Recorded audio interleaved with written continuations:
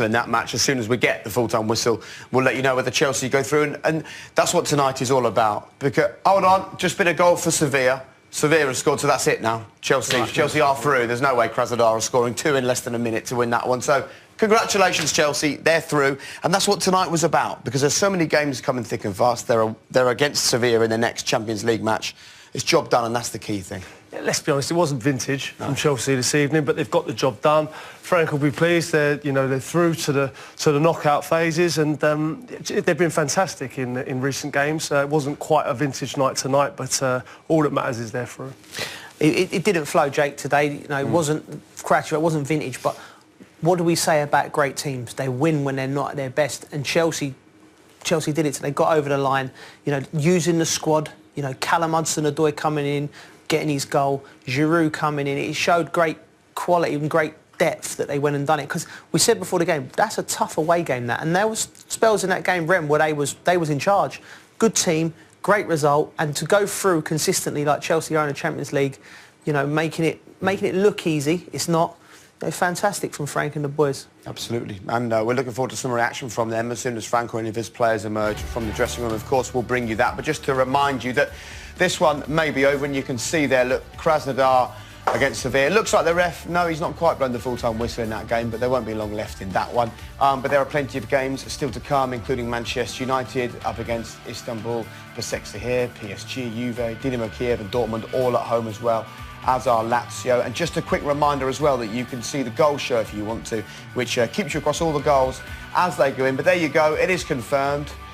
Chelsea, 4 games played, 10 points on the board. Sevilla, with moments left in that game, 2-1 up against Krasnodar. So it is job done this evening for Chelsea. Congratulations to Frank and his players making it through to the knockout stages. And you keep getting goals, getting assists for the team, working hard for the team.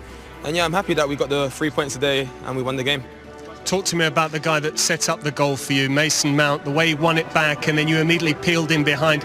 Did you sense that he was going to win it back, and is that something that comes from playing together in the academy? Or? Yeah, I know Mason, he works really hard, he presses really well in the middle, so as soon as he got the ball I knew to myself, take off, because I knew that I was in front of the fullback and I knew that he would find me straight away, so his vision is amazing and he saw me straight away, which I was happy about, so yeah. I got in there and obviously I got the goal, which was happy as well. Big London derby coming up against Spurs at the weekend. What do you expect from that game? Yeah, we go in it trying to win the game as well. I think that we're all confident right now. We're playing really well at the moment, so we'll go there confident, hopefully get the 3 points there as well. But we just got to make sure that we go back tomorrow, recover well, get back everybody ready for the game on Sunday and hopefully get the win there. Thanks, Callum. Thank you. Yeah, the game's coming thick and fast, then back into European competition next week as well. We'll take a look at his opening goal in just a few moments, but we need to start really with the most important moment of the night. We thought it was gone at this point, didn't we? Because we knew what the score was in the other game, and we thought it was not going to be tonight, the night for Chelsea. Yeah, we did, and Rennes, it was a real open moment. And Werner again, I mean, it's a great header. He's got up, but in this position here, from Werner, you'd like him to be a little bit more clinical. I think that's where the improvement will come with his game. But this header here, it's better for Crouchy. This is to talk about, but that is amazing. No, I have to say, we know how good Giroud is in the air, but you know what, his eyes have lit up there. The determination, the presence and the power he gets into that header, look at the leap. It was a fantastic finish. I mean, he's made that look easy, and that was far from easy. It was a great finish. We know that his numbers are constantly good. Second top scorer for France. He's already got 30 goals for Chelsea in less than 100 games. So much talk this week about whether he leaves in January, frustrated with his limited game time. Can they afford to let a leader like that go? No, I mean, what an option to have off the bench. I mean, we heard in commentary there, he was a top goal scorer in the Europa League. I think off the bench, fantastic to have. I think there's been a serious lack of respect for Olivier Giroud in the past sort of years he's been in the Premier League, I think, and for France as well. I think he's often overlooked. He's one of the greatest players that France have had, goal scoring wise. He's up there, he's second? He's 7 behind Thierry Henry, ahead of Platini. I think it's time we sort of stood up and lauded, really, what a fantastic servant he's been, certainly in the Premier League and for France as well. Do you know what? It's a big test for Frank now, because Olivier Giroud, it's special for him to play for France. Clearly, he's a World Cup winner, and he'll know he needs to play. His manager's told him that in January. Frank knows what a great lad he is, and he knows what a great servant he's been to the club and how much he produces when called upon. And it's going to be one of them situations come January where you're like, do do you let him go for the lad's sake, or do you do what's right for the club? Yeah. You know, it's a real tough decision Frank's going to have to make because Giroud's such a good professional, but more importantly, such a good, effective player for the club.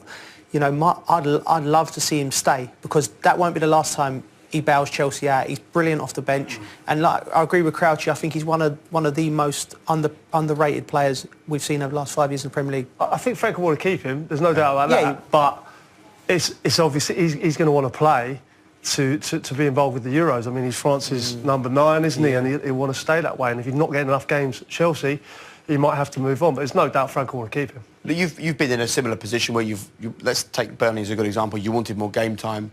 You weren't getting more game time. What can a manager do, apart from playing you, to keep you happy? Or for someone like Olivier with the Euros on the horizon, is it simply, I have to play or I have to go?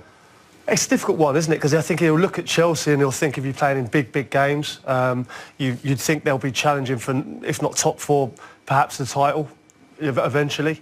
You know, if he moves on, where's he going to go? I think he will get game time. I think he'll get enough to warrant his place in the France squad, and for what he's done for France, even if he doesn't play week in, week out, I still think he's got a position in that team. OK, well, look, they are through, but they almost weren't. So should we have a look at the equaliser? Yeah. And you can talk us through it, Joe. Yeah, I mean, first thing you have to say is that Chelsea have improved so much in this area, and they nearly got it right, but it just shows you the details at this level, because what you've got here, you've got 4 Chelsea players here tasked with blocking.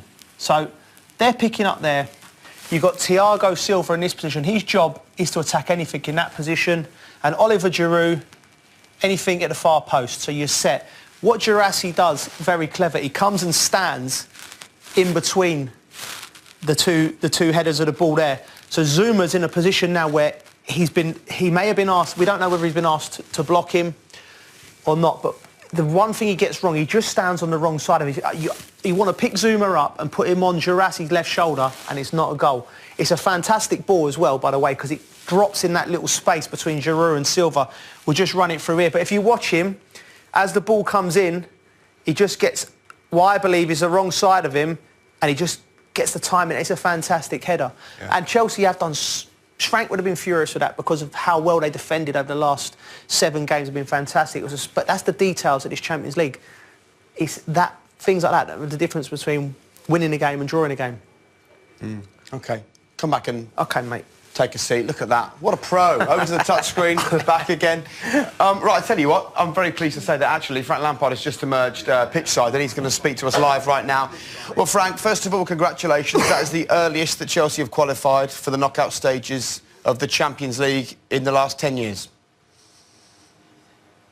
No, thanks. Very happy to qualify, like you say, with 2 games to spare, albeit we want to try and top the group, but it was a really tough match for us tonight to come here. Rennes are a very good team, possibly an underrated team. When you look at recent form, I think they're better than that. We found that out tonight, but we also played well for big spells of the game ourselves, so tough, hard-fought win for us. Let's talk about Olivier Giroud, Frank, because when he scored that goal, you needed the win. In the end, with Sevilla getting a late win or a draw would have been enough. How important is he to you, and what do you do to keep him at the football club with the Euros on the horizon and a striker wanting football? Well, he does things like he did tonight, because that was great from him. Not only that, but I think his hold-up play when he came on, the physicality of him when he came on. I have a problem because I have Tammy, who's playing well, and obviously we know what he did last year. Ollie, who always contributes in that way with that professionalism, and in restart was incredible. So I have 2 players in a similar position that are fighting for a place. That's a good problem. So Ollie will get his minutes because we have a busy schedule. We play every few days. You see the few changes I made today because I felt I had to for freshness in the team. So, you know, I think the reason you see such a reaction around the goal, not only is it a last-minute winner, but with someone like Ollie who acts like he does every day, day in, day out, shows you what he means to this team. Frank, Joe, well done tonight. Brilliant, mate. When do you start thinking about the big one on Sunday? Cheers, Coley. Yeah, I think thinking about it since about 3 days ago, and I know you have to prioritise about the game that's in front of you always, but we're very aware of where we are in the league. We're aware that it's a big game coming on Sunday. Chelsea against Tottenham will always be a big game because of the rivalry there is. but they're a very, very good team. So the important thing now is you just prepare right. We have a day off tomorrow for the lads, really well deserved for them because they've had really busy schedules with us and with internationals. And then come Thursday morning, we'll start thinking properly about Tottenham on the training pitch. Frank Crouchy, well done again, mate. Just want to say how pleased you've been with Mason Mount's recent form. Hi, Crouchy. Yeah, cheers. I mean, really pleased, really pleased. I think with Mason there's been a lot of talk, and I think it just has to go away, any sort of negative talk, because what he's done, and I've been lucky enough to be a big part of that, is be there when he was at Derby and was one of the best midfield players in the Championship in his breakthrough year in England. And then what he did last year in his performance has been outstanding, and I think everyone can see what he means to me and what he gives on the pitch. The way he works off the ball, the quality he has, and I'm not going to undermine that as well because the quality he has. And when we're playing with 2 number 8s, he has the attributes that can do all parts of that game in midfield, where he can arrive high up. I think he can probably score more goals and make assists. But at the same time, the assist you saw tonight and the quality of that pass for Callum's finish is top class. So I'm very happy with Mason, and I've got good options in midfield again. You see Kai Havertz coming on there as well, look really calm and collected, having been off in isolation. So we need to keep that competition in that area. And you made a slight mention there of the criticism that Mason's had from various areas. In some ways, it reminds me of when you were coming through and you were getting unfairly criticised. How much do you speak to him about off-the-field stuff as well as just coaching him as a footballer, sharing your experience? Yeah, I actually don't speak too much, Jade, because I think me and Mason have a good relationship. Not as close as some people think, but we have a good relationship, and I feel like he knows that I'm there if he does want any sort of guidance on that. And I think it's probably a little bit of the modern world and the social media world where, for me, Mason, the way he plays, how good he is, how classy he is, how efficient he is, how hard he works for the team. I suppose in the modern day we all have opinions and we all want to see different things in different players that we appreciate. What matters for Mason, I think, is, what should matter is what I think, what his teammates think of him, and what proper Chelsea fans, and hopefully they'll be coming back to Stamford Bridge, will see that when you see the effort he puts in on match day and for me every day in training. So it's not even a question. I think the conversation needs to move on. Just talk about how good Mason is and let him get on with it.